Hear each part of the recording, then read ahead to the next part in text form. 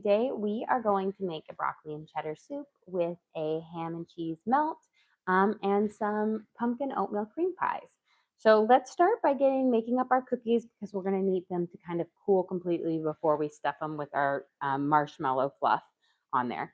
So we're going to start with 2 sticks of butter, so a cup of butter, and you're going to want it to be room temperature. That way it will cream nicely into the sugars. So let's get our first stick in here. And then our next one.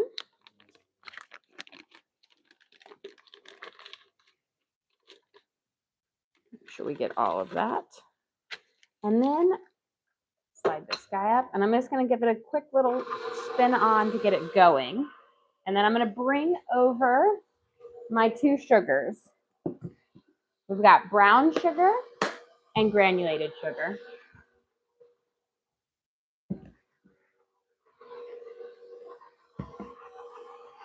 Okay, so for our brown sugar, we're going to use a whole cup of brown sugar. I like to use light brown sugar, and we're going to make sure it is firmly packed.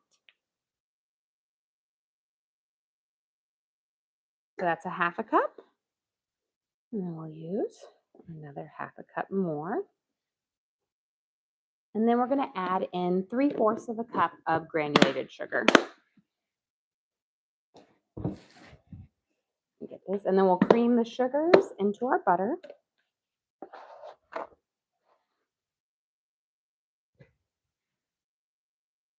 Okay.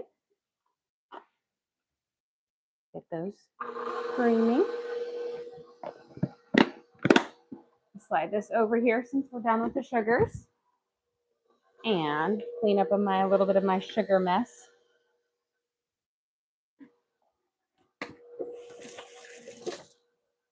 Okay. And then I'm going to use my spatula and just push down the sides of it because I find that the butter sometimes likes to stick to the bowl. I'm just going to push it down. We'll help it mix in. And then we're going to add in 1 egg yolk. And so that's all you need is just the yolk. If you add in the whole egg, it will be too wet of a batter because of the pumpkin that we're adding into it. Now we can't just add our pumpkin in. We're actually going to blot the liquid out of our pumpkin, which will make it into more of a paste versus kind of a puree. Okay. Get that cream in. And once it's kind of nicely mixed together, it should be good. Now we're going to just add our yolk in. So let me grab a little bowl here that I can crack it into, collect the egg white, and then we'll add in our yolk.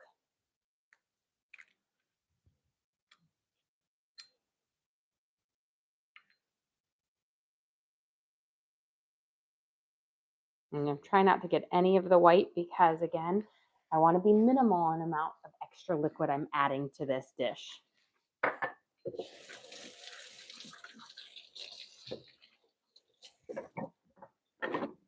Okay, and I'm going to grab, while I'm over here, I'm going to grab a couple of paper towels because we're going to be using this in just a second to blot out our pumpkin.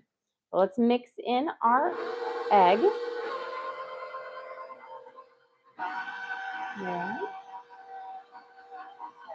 Perfect.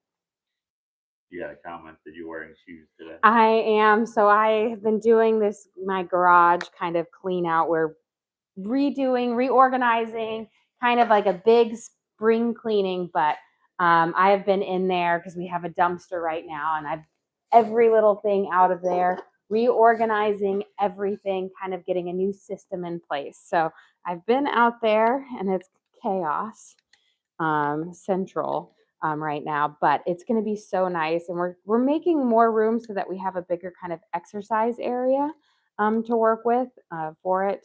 And just a little bit less clutter because you know how it is. You just collect so much stuff over the years, especially with kids. Okay, we need 1 cup of pumpkin puree. Now with the pumpkin puree, we don't want to just put it in straight into our cookie base because it has too much liquid in it, too much moisture. So what you're going to do is you are going to, and you can see how much liquid is already coming out just by blotting it. We're going to blot it several times. I'm going to get more paper towels in just a little bit. You're going to need a lot to take it out, but as you can see, it absorbs that extra moisture in here. And it will give us all the great pumpkin flavor and color, but without that extra added liquid. Now, if you make homemade pumpkin puree and stuff like that, most of the time to make it into a nice smooth texture, you add in extra liquid. If you have it just straight up, that works a lot better. You don't have to do any of the extra liquid.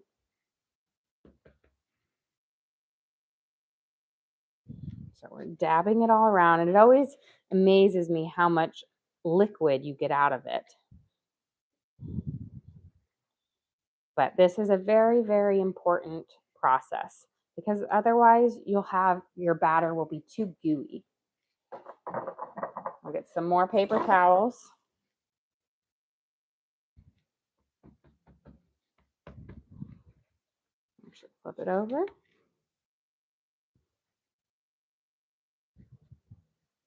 See if I can grab any out of that.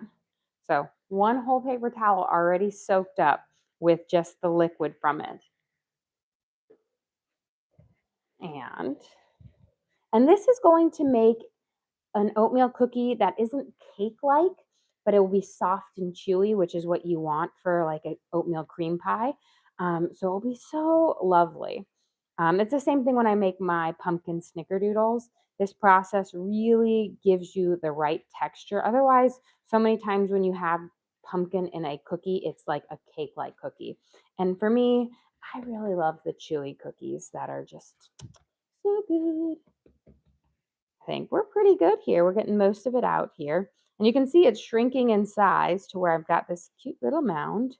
I'm just going to kind of constantly being folded over. And it's going to turn into more like a Play-Doh-like texture. And that's just taking out that extra moisture. There.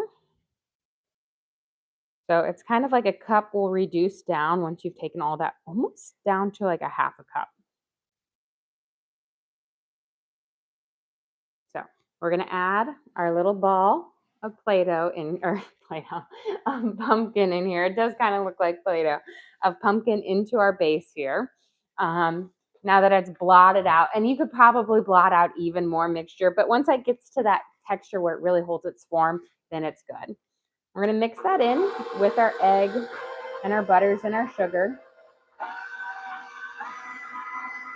until we've got a nice bright orange kind of batter dough for it. Lovely. Now we're going to add in our spices. You can use a tablespoon of pumpkin spice, or you can make your own. So I'm essentially making my own right now. I'm going to start with just about a teaspoon of cinnamon, or not a teaspoon, a tablespoon of cinnamon. And then I'm going to add in a half a teaspoon of allspice.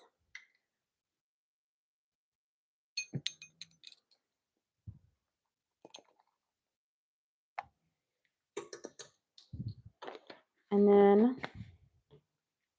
a fourth a teaspoon of cloves, just because I kind of love the flavor. But just a small amount.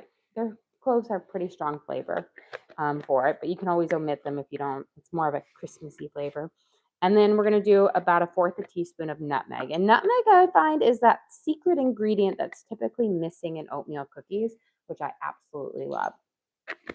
We've got those. And then we're going to add in a teaspoon of salt.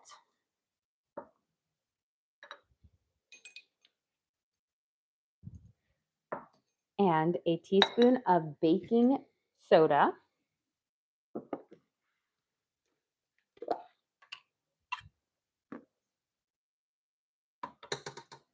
And we're going to let those come together. And then we'll add in our flour and our oats. kind of for our final one. I'm going to take my spatula here. I'm going to slide it down, bring all of that mixture to the side up here.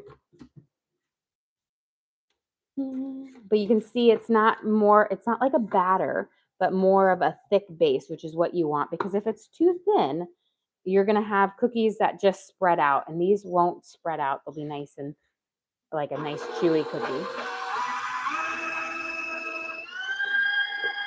There. I just make sure those spices mix up well. Okay. And now, I'll just slide this out of the way. We're going to add in our flour and then our oats. You use baking powder or soda? Baking soda. So I use baking soda in the cookies. We have the brown sugar, which the molasses in the brown sugar is going to act as an activator for the baking soda. So it's going to give you that good amount for it. We're going to add in our flour for this. So we're going to use 1.5 cups of flour. So we'll add it in. That's our first cup here.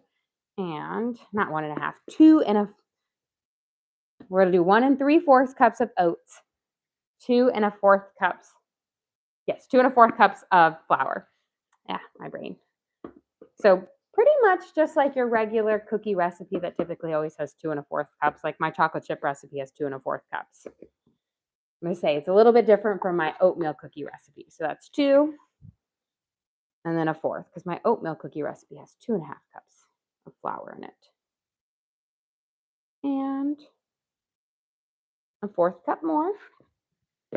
And then we're going to do 1 3/4 cups of oats versus my oatmeal cookie has 3 cups of oats. So there's a little bit less oats in this than my classic oatmeal cookie, but you're going to get that oaty flavor in it. But you don't want too many in it because you need it to be a little bit softer because it's going to be for a cream pie.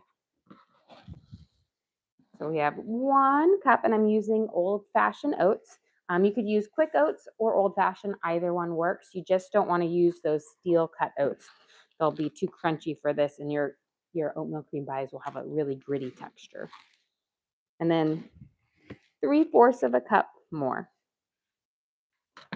We're going to mix these together, cream them up, and then we can start shaping up our cookies. We'll get them to bake because they're going to need at least 5 to 10 minutes to cool down before we put them our marshmallow fluff in the middle of it. So we'll let it cream together here.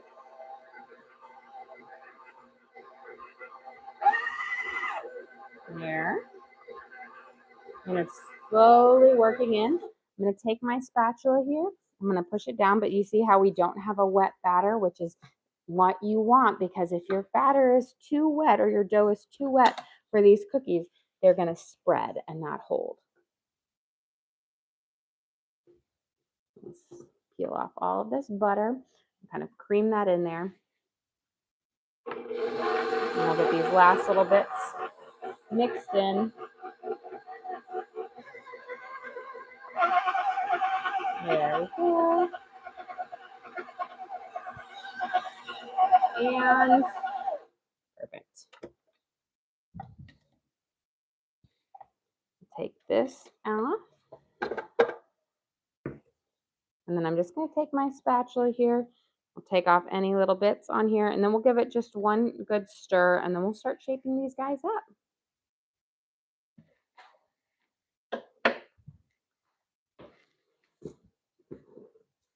And perfect. But you see how we're going to have just a nice, lovely base for our cookies.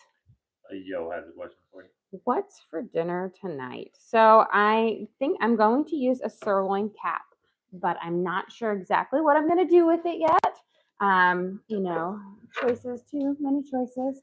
I'm not sure if I'm going to do like a roast sirloin cap and kind of cut it as like almost like a roast beef based thing, or something else. I'm still deciding. We'll see how I feel after lunch.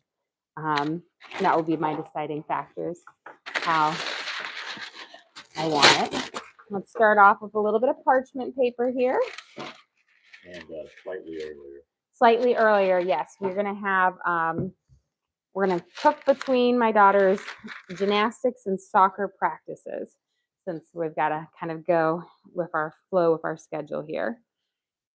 We're gonna grab like a little gumball size of our cookie dough here for our things. These are, well, it's a pretty big gumball, a ping pong ball size for it. But so for this, but talking about dinner again tonight, our time is probably going to be around 7:15, 7:30, 7:20, 7:30 for our dinner tonight. Because we've had a lot of rain, but I don't think they're going to cancel it. They've already moved it to a turf field for it. Okay. Take a little off of that one. I try to make them all the exact same size because these are you're going to put them together. So you want them to, match up nicely. Can you go over the recipe again, and do you have it posted anywhere? So I do have this recipe card available for our members, but we also will be posting our live, so you can always rewatch the video and then kind of cook along with me again for it. This is last time I think I made this was all the way back in October, so I haven't made it in a while. In October I do lots of pumpkin recipes for it, but I had some extra pumpkin in my fridge and needed to be used, and I wanted a cookie today. Not that we haven't had plenty of treats this week. We've had lots of treats. But our muffins were such a hit, and we're down to one muffin left from yesterday. The almond muffins were so good. The king cake is all gone on there. So, we're dwindling down. And these cookies are just, there's just something about a good old-fashioned oatmeal cream pie. These give you the great textures and the flavors that mimic very closely to, what is it, like the Betty Crocker, which one of those oatmeal cream pies? The ones you get at like the gas station, or the ones you grow up eating. I love those. Little Debbie, there we go. I still love those. A couple of times during my pregnancy, I craved those, and so good. But these taste a lot. I mean, these have pumpkin in, but they have that flavor and that texture and the consistency of it. They just work really well. Okay. We've got our first batch of cookies right here. We'll bake them up. I like to bake them just on that top rack because I feel like they bake up the nicest that way. I'm going to give my hands a quick rinse. And these are going to bake at 350 for about 12 minutes. And while these are cooking, we'll start working on our soup and everything, and then we can take them out, let them cool. We can pop in another batch and stuff like that. But 350 degrees, which again is different from my other oatmeal cookies, which I bake at 375. Chad notices you only have the one braid. Yes, I will say when I'm either working out or doing a lot of cleaning, I wear just one braid. I'm going to put it in here for 30 seconds so that we have time to get over here. But 12 minutes is pretty much what it needs to cook. But that's kind of I need my whole hair out of my face, because otherwise, like if I'm painting and I'm doing stuff, you know how many times my braids have like dipped into the paint bucket? I just like a week or two ago, my braids went in there and I had to chop off the tips because it was impossible to get out. So when I'm doing like a lot of strenuous kind of work like that, I make sure my hair is as much out of my face as possible. I just don't like it to be in a full ponytail tied back because that always gives me like such a headache. So I kind of have it semi-braid type here. Although I will say a couple of times when I've been doing like my little workouts, I will do like Taibo workouts, and I've whipped my braid around and it's like smacked me in the face. And I was like, oh, maybe my hair is getting too long. It's not time for a haircut. Okay, we're gonna dice up our onions and we're gonna get them sauteing. We'll get our carrots going and our broccoli, some garlic. We'll grate up some cheeses for our broccoli and cheddar soup. Now, my broccoli and cheddar soup, I like it to be a bit more, I don't like it to be super thick, but more of a creamier and cheesier ones. I let the cream and the cheese do most of the thickening in it for it, not too much on adding like flour and whatnot. We're going to add a little bit of olive oil in here. And we'll get these sauteing up. And then we're going to use up the rest of my chicken stock that I had in for this dish as well. Okay, we've got that. While we're working on those, I'm going to get my other aromatic vegetables on. I've got some celery and some carrots.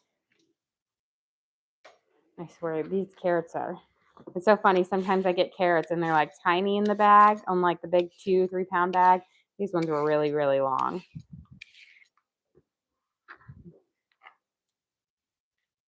So we'll give them a peel and then we're going to dice them up so they'll get nice and tender. I do love a nice carrot in my broccoli and cheddar soup. You know, adds a pop of color, but it gives you a little bit of a heartiness to it. And then, of course, the celery adds to the flavor to the broth and just makes it lovely. Here. And then we will work on our ham and cheddar melts using our leftover sourdough from last night, which was so, so good. It's funny, I was making up some sourdough for the boys for breakfast, and using it in my new toaster, which is, again, fun to watch. Scares me every time it pops up because, again, my old toaster did not have a spring on it. So when it was ready, it just beeped and let you know. This one, it's like, woo! But they have it in there, and the boys were like grabbing at it before I couldn't even get it on a plate. The little ones, Jack and Teddy, just like took the slices from the countertop to eat because they love sourdough as well. And get our carrots here, nice and diced up. You don't want them too large. You know, I like little smaller bits so that you can have a nice little veggie in every bite. And they'll cook up and get tender a little bit faster. Get these guys down and going. And just a nice little dice on here. I'm going to grab a quick spoon here to give our onions a little toss in the olive oil.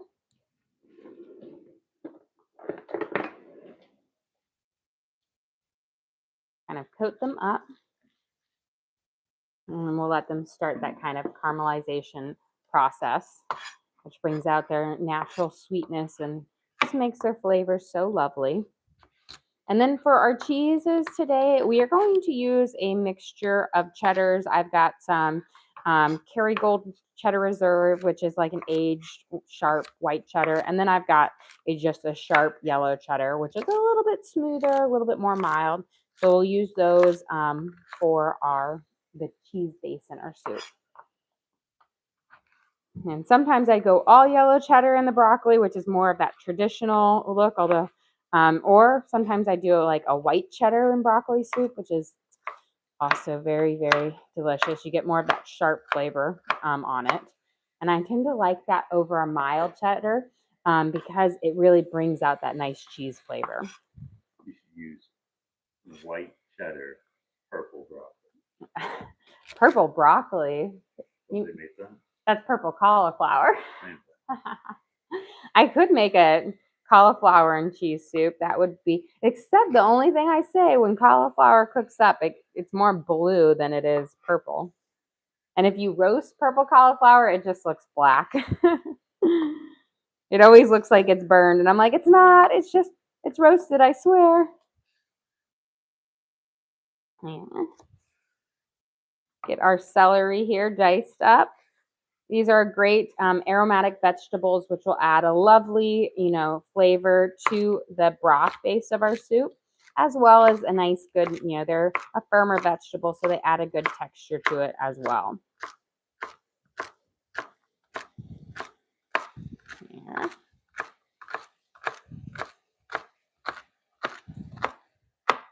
So we've got those done. I'm going to give this a good stir. Smells so good. There's just something about just onions.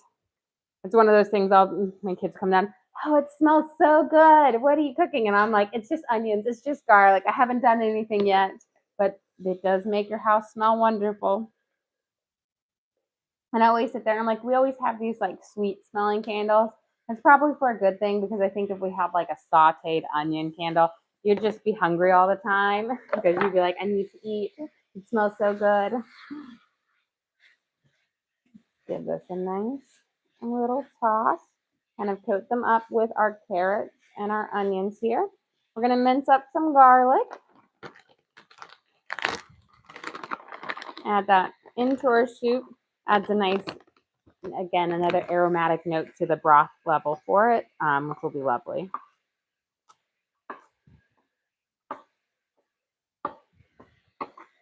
And nice little mince over. It'll run away. And get it up and going. I want to kind of mince them fairly small because I don't want any big chunks. I want the flavor to infuse as much as possible. And the smaller you mince it, the more flavor you will get out into your dish.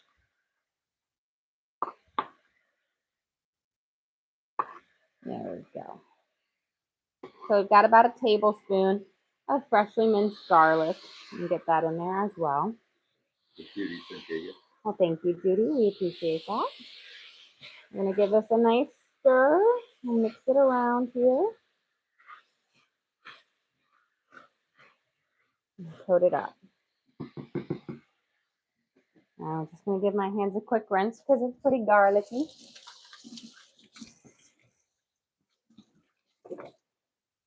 And while we're waiting for that to kind of saute up, let's get our crowns of broccoli ready. I'm going to start with this one. Now, you can definitely keep your whole stalk in there if you want to, and just dice it up and add it into your soup, which I find is lovely. I'm going to use the top upper part, but I'll take off the bottom one, just because I don't want, the florets are the best part. They're the prettiest part, but these add great texture and flavor as well. It's just since I have 3 crowns, if I used all of them, I would have way more of the stalk than I would the florets, and then the ratio would be off. That's kind of like, if I remember as a kid, you could buy that frozen broccoli and cheddar, and you'd open it up and you'd have like all the stalk, and you're like, where are my florets? And I'm like, somebody out there got the bag of florets, and I swear I never did. It was always the stalk for it. I'm going to chop these guys up again.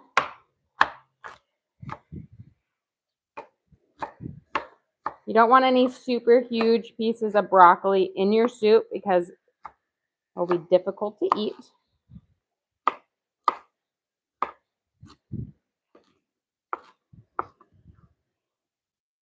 And get that going.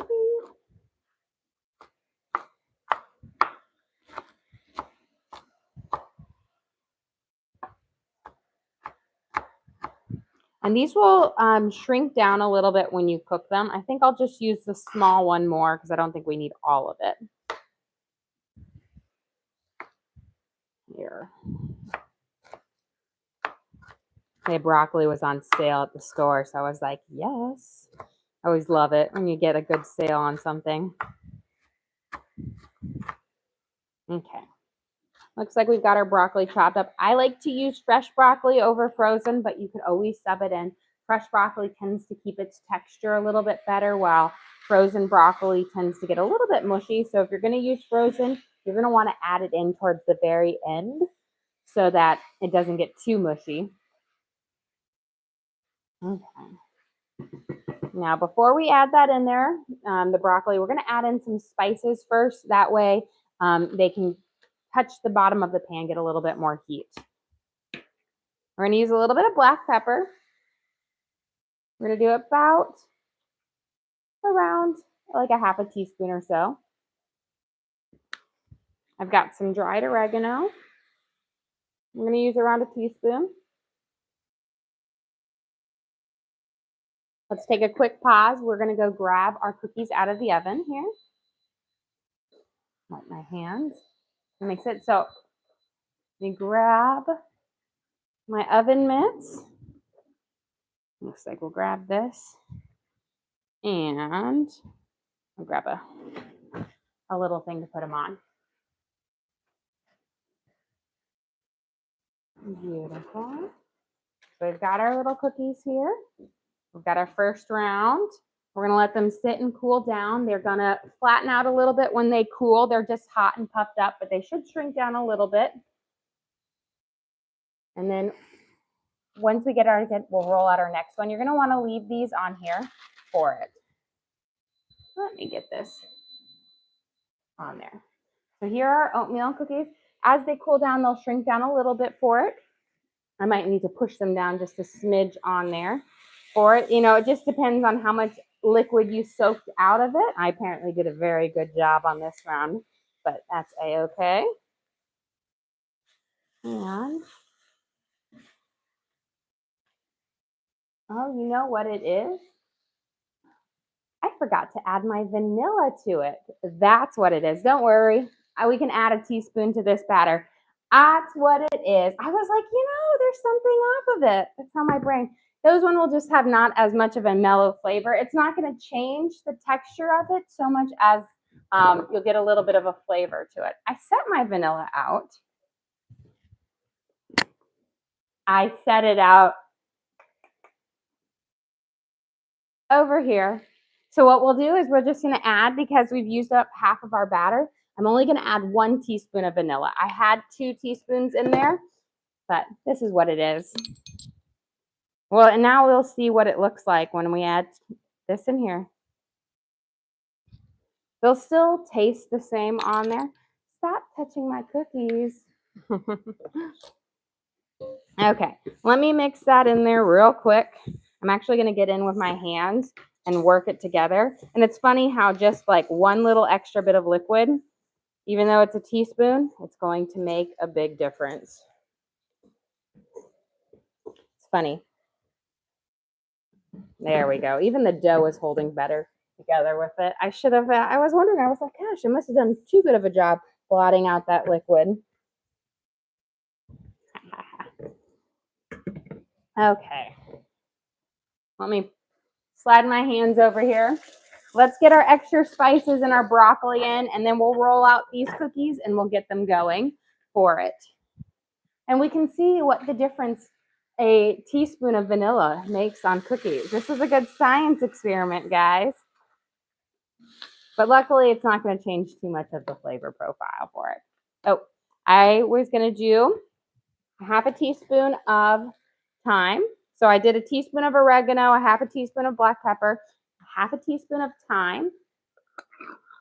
Let's add in some bay leaf. There we go. And then we're going to add in our broccoli. And we'll let this kind of saute up for just a second. And then we'll add in our broth after a few minutes of it sauteing together. Let's see. And try to get all of this in without making too much of a mess. I've already dropped a little bit. That's a-okay. There we go. And then we're going to just kind of give it a little stir around. We're going to let it saute for just a minute or two. Then we'll add some broth in to let it simmer for our base here. I'm going to turn my pan down to about a 4. We'll do more of a lower saute on it. Okay, guys. Now we can see the difference.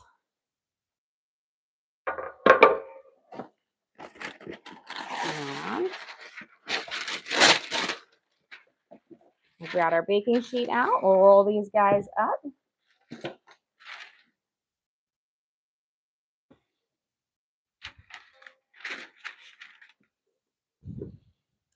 And you can just see they're even more moist. It's funny. And I kept thinking in my head, oh, don't forget to add the vanilla in. I didn't. That's because I put it over on the other side. So there we go. Get these guys rolled out. And then we're going to bake these again for 11.5 minutes. Well, set the timer for 11.5. That way you can get over there in time because it always takes a little bit to get over there. We've got them nice and rolled out here. Look at that. And we still will have room for another batch right after this. So looking pretty good. And let's get these guys in the oven baking up. I might actually do a taste test and see which one turned out better, which one's flavor is better for it. Okay, so these are gonna go in, the ones with vanilla added, for just about 11.5 minutes at 350 degrees.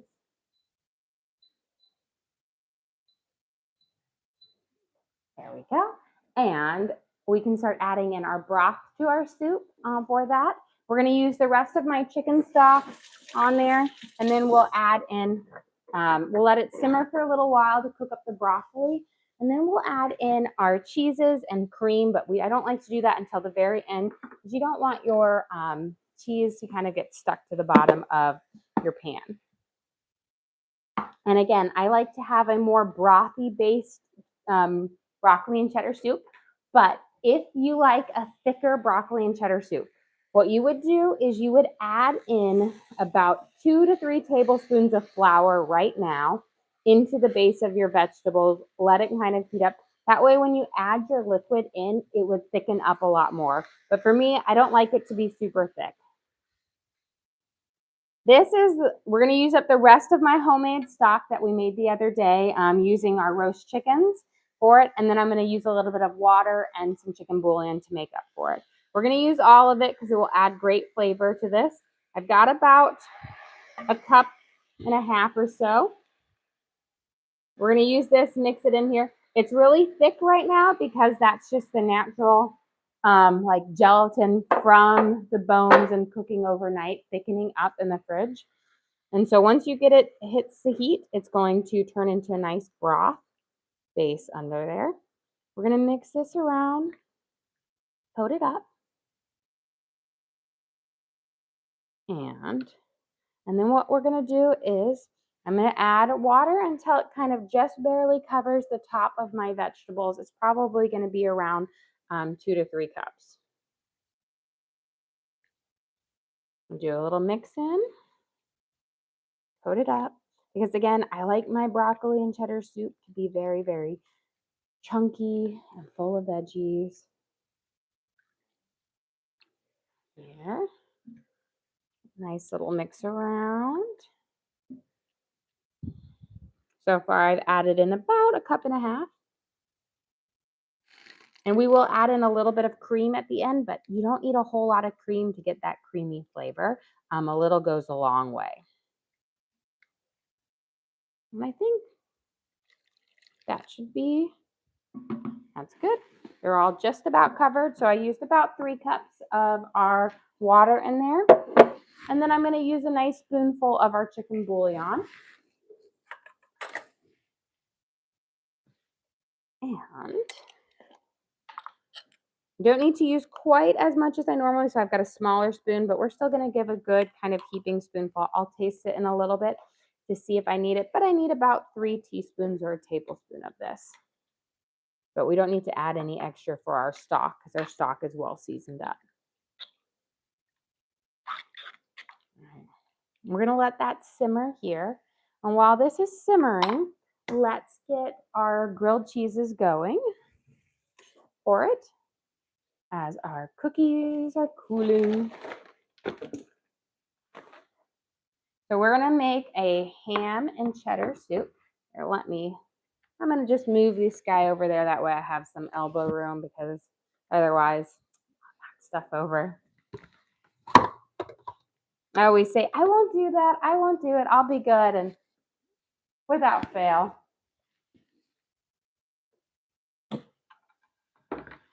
Here. Ugh, it's nice and heavy. Okay, let me add my cookie guy right over here. There we go. Now we've got some room. Let's grab our sourdough that we baked up from the other day, or last night, I should say.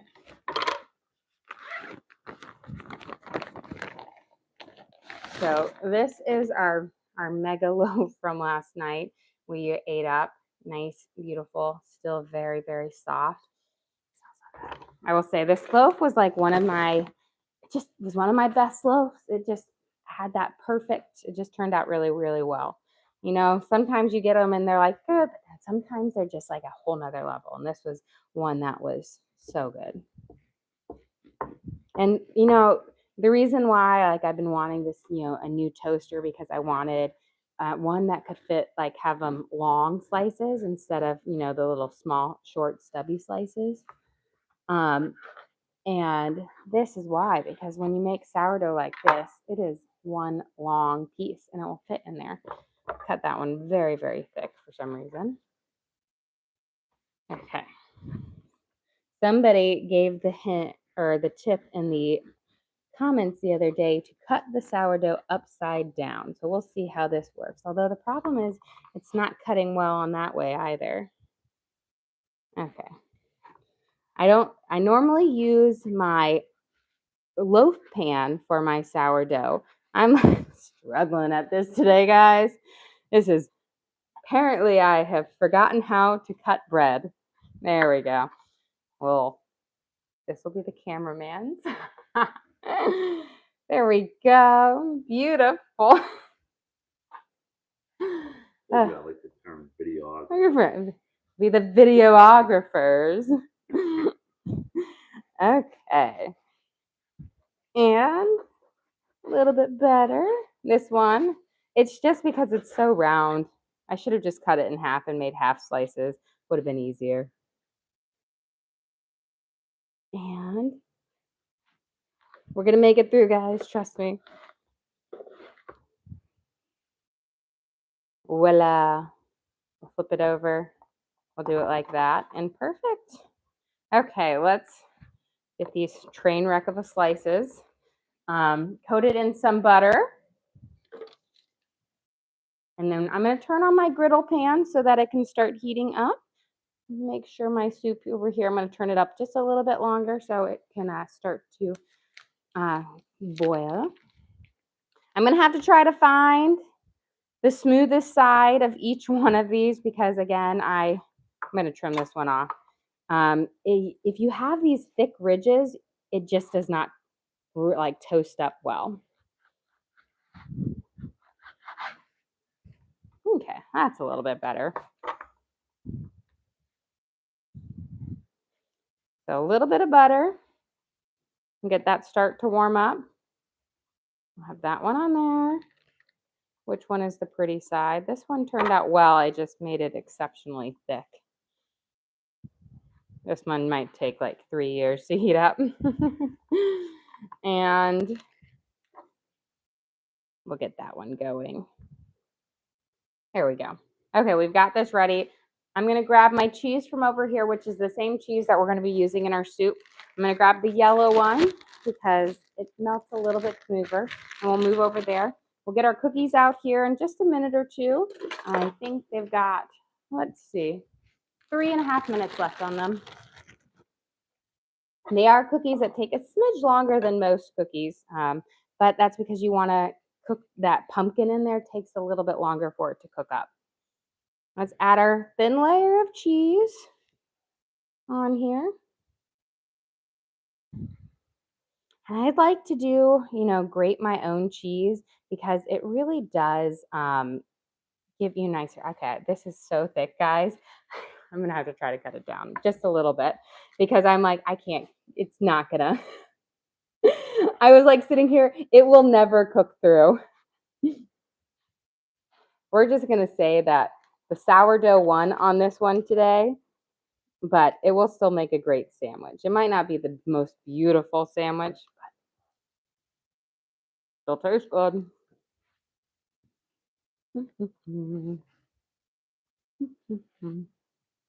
Okay, delicious.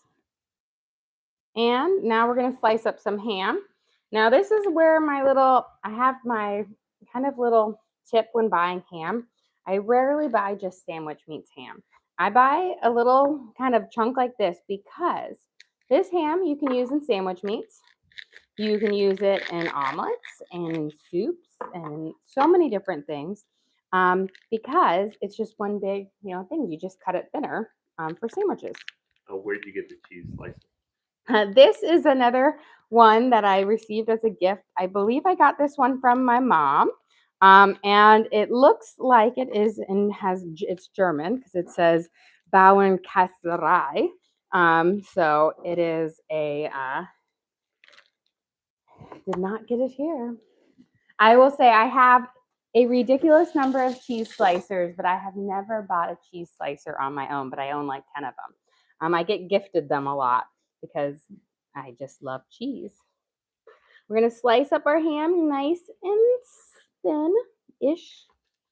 I like a nice little heartier one. That way you don't have to layer it, but you get some nice big chunks. So we're going to slide these on here. So we'll put 2 on that one. And since this guy is like the Hulk, we have it on there. Perfect. And then we have our ham that, again, can be used for so many other things versus sandwich ham that can only be used for sandwiches. Let's get these last little bit of cheeses on that one. And I turn my Dutch oven down, not my Dutch oven, my griddle pan down to a slightly lower temperature simply because I sliced this bread pretty thick today and it's going to need a little bit more love for it.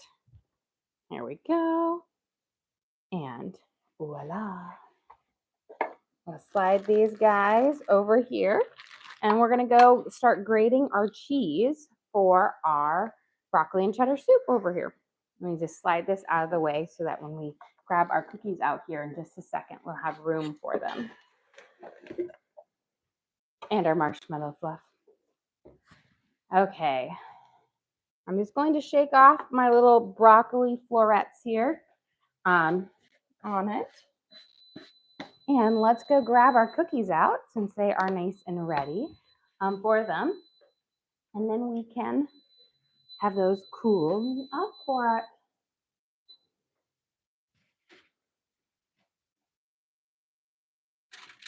Lovely. So we've got our next round of our cookies. Wasn't the vanilla. I just must have scooped up a lot of extra liquid out of our pumpkin, but they'll still be delicious. Slide this right here. And we'll let them sit and cool for this. And once our cookies have cooled up, then we will add a nice little bit of marshmallow fluff between them for this just really delicious cream pie. I'm going to grab out of my oven here if I can see it. Where's my cookie cooling rack? Aha. Because while the cookies are still sitting on the tray, my first tray is cool enough to come off, and you don't want them to stay on there because that tray will keep them really warm. So I'm going to take them off because they've cooled so that the underneaths can cool, because if you leave them on there, they will, the underside stays very warm. Get these and slide them off.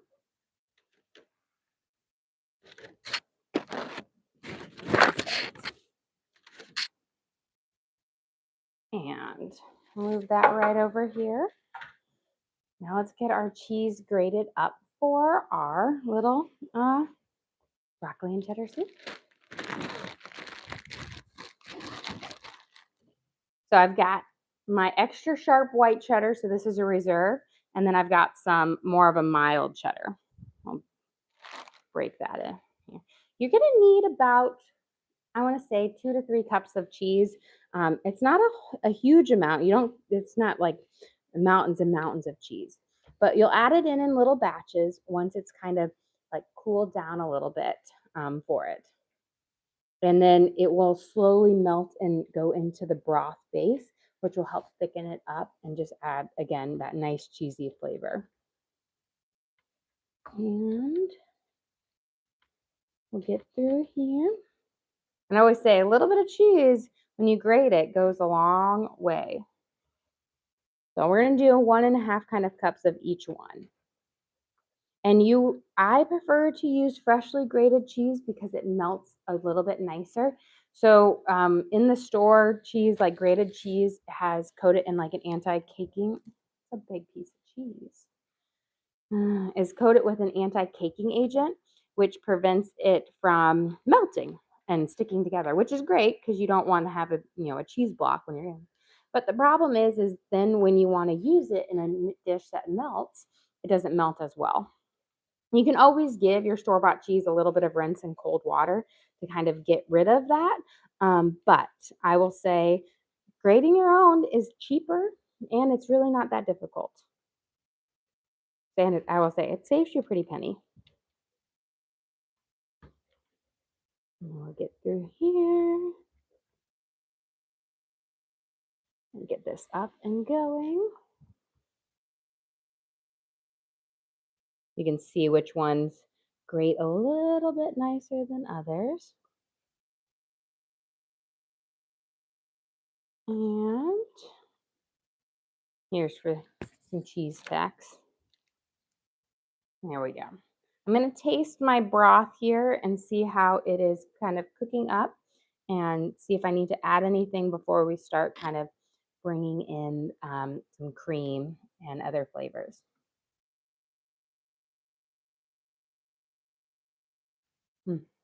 I think maybe a touch more pepper, but other than that, that chicken stock, that homemade chicken stock is just perfect. A little bit. Now, when you're add the cheese in, so your soup is going to be a little bit undersalted right now, but the cheese adds more salt. So don't over salt it or salt it to where you want it, because then the end product can be too salty, because cheese has a lot of salt in it and it does make a big difference. Let's flip it over. We've got it kind of heating up right now. We've got our first melt going for this. And that way it will, start melting the cheese, and we'll flip it over. And then on the other side, we will do a nice kind of crisper melt for it. Let me wash my hands real quick.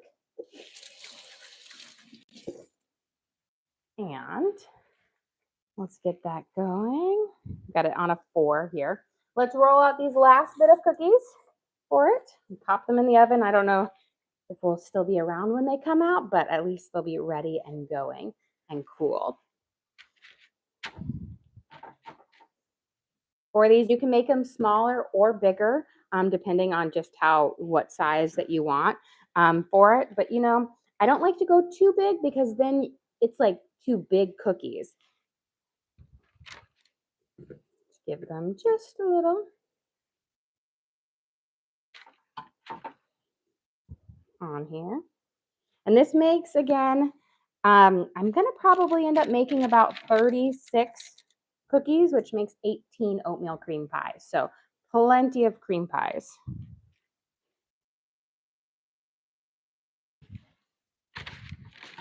Let's go through.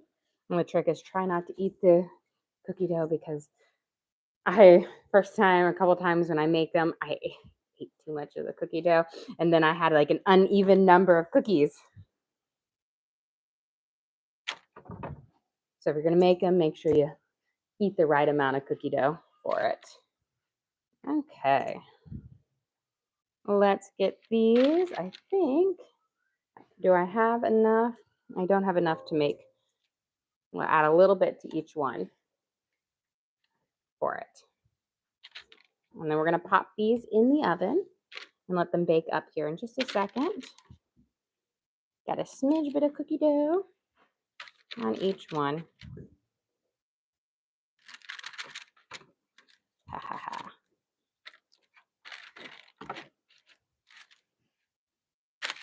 Okay, these are going to take, again, around 11.5 minutes. I said 11 and a half so that they bake for that little bit as we go to walk over here. And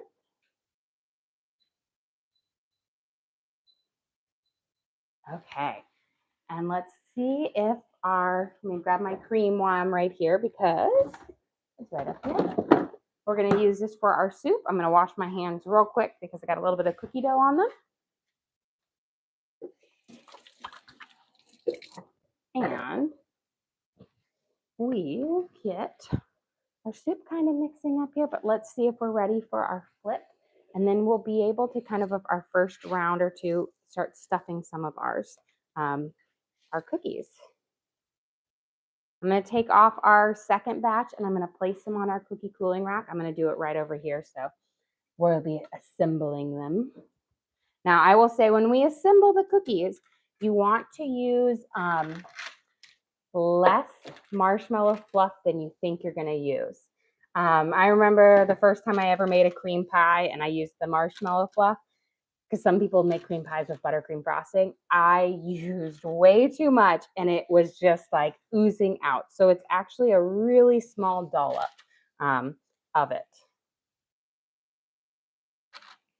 There we go. You can see the ones with the vanilla settled down a little bit nicer. And whoop. No, I was going to make it and lift it up higher because it has legs, but I can't do it now. Okay, we're going to let these cool underneath because if you put this while it's still hot or warm, that marshmallow fluff will melt and it will ooze everywhere. And melted marshmallow, as you know, is like the hardest thing to work with. Looks like our broccoli and our carrots are nice and lovely and tender. We're going to add in our cream and then we'll add in our cheeses bit by bits and then we'll stuff our cookies.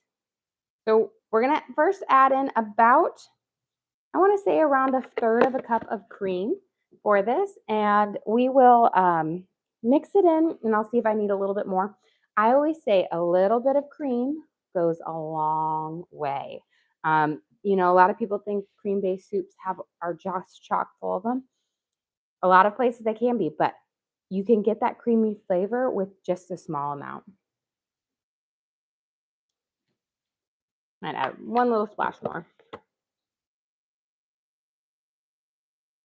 There we go. Just a little splash more. It was like almost perfect. After all that talk. All that talk. I still only used around like 1/4 cup to 1/3 cup. So it's not, some recipes I'll see they're like a whole cup of cream. And now what we're going to do is we are going to add in, not all of our cheese at one time. I'm going to sprinkle some in and I'm going to just kind of stir as I sprinkle in because you don't want to just drop a big chunk in there because then it kind of sticks together. And then we're going to put our soup on a nice low simmer. We're going to let that cheese melt together and form the delicious base. And just little by little, don't just glop it all in at one time because that will bring the temperature of your soup down and you want it to mix evenly into the broth base. Okay, we're going to let that simmer for a second and then we'll add some more in. Let's see how these guys are going. Beautiful. Looking lovely. And let me see, I feel like we're pretty close to these being ready for it. So I'm going to slide this out of the way and I'm going to get a little thing to make it on because you're going to want to set them down. And this is where it can get messy, guys, especially if you overfill them. So that is going to be my word of caution. Don't overfill. What are the two types of cheese? So I have a sharp, kind of more of a mild sharp yellow cheddar and then an extra sharp white cheddar so that you really get that cheddary flavor. Mild sharp.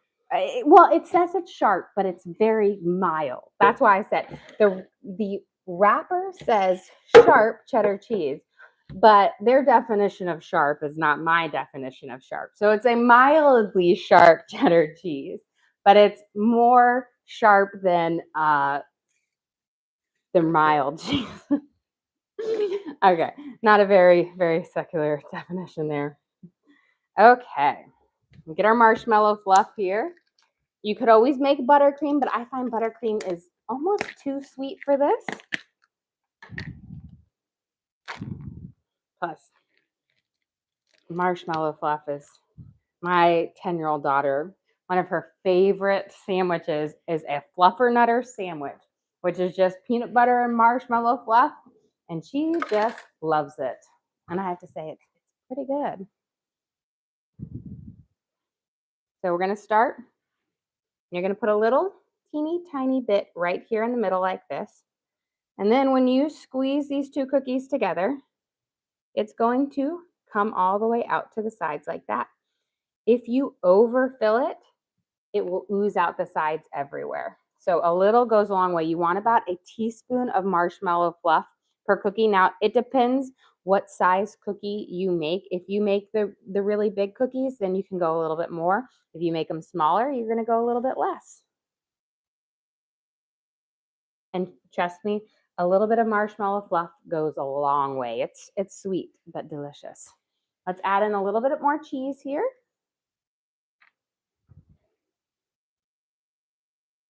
For our broccoli and cheddar soup. And then I'm going to turn off because our grilled cheeses are just about done. We're about ready to serve up here. We're going to build together a couple more of our marshmallow oatmeal cream pies. Here. And I'm going to save a last little bit of this cheese just to garnish on top. But let me have a quick taste. Make sure all of my flavors are where I want them. Perfect. You got that cheddary broccoli, but not so rich because it's a thinner broth base for it. Grab this and check these guys. Cooking up perfectly. Okay, beautiful. Let's get these guys. Let me wash my hands real quick. And then we're going to get these guys assembled. And it'll take us no time at all. So again, nice little small amount. Squeeze it together. And then they'll sit there. Perfect. Little dollop of deliciousness. And they're chewy, wonderful oatmeal cookies. They have that nice pumpkin spice flavor from the pumpkin and their spices. But I think the nice thing about them is they're not a cake-like cookie. Where can they find all these recipes? So we do post our lives on the link on our page, so everybody can always rewatch and cook along with me. This cookie recipe, my pumpkin oatmeal cream pies, I do have that for my members as a recipe card for it. And I will definitely be putting this one in our cookbook that will hopefully be coming out at the end of March here. Just gotta put some, get the work on, get going here. A little bit of dollop. And we'll do one more, pop it together, and that will give us a good little showpiece. And then we are going to be ready to serve up our lunch here. So we've got our first round of them. Beautiful. And so delicious. Flip that guy over. Perfect. And let's get ready to serve up here. Let me grab out a bowl and a thing to set this on. And let's see, check my cookies, make sure they're not going to beep on me. They have 2.5 minutes, so I think we should be good. Might have to grab them here, but.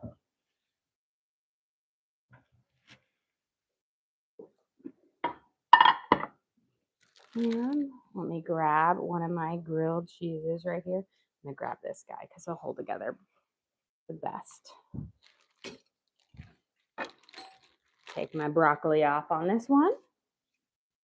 Okay.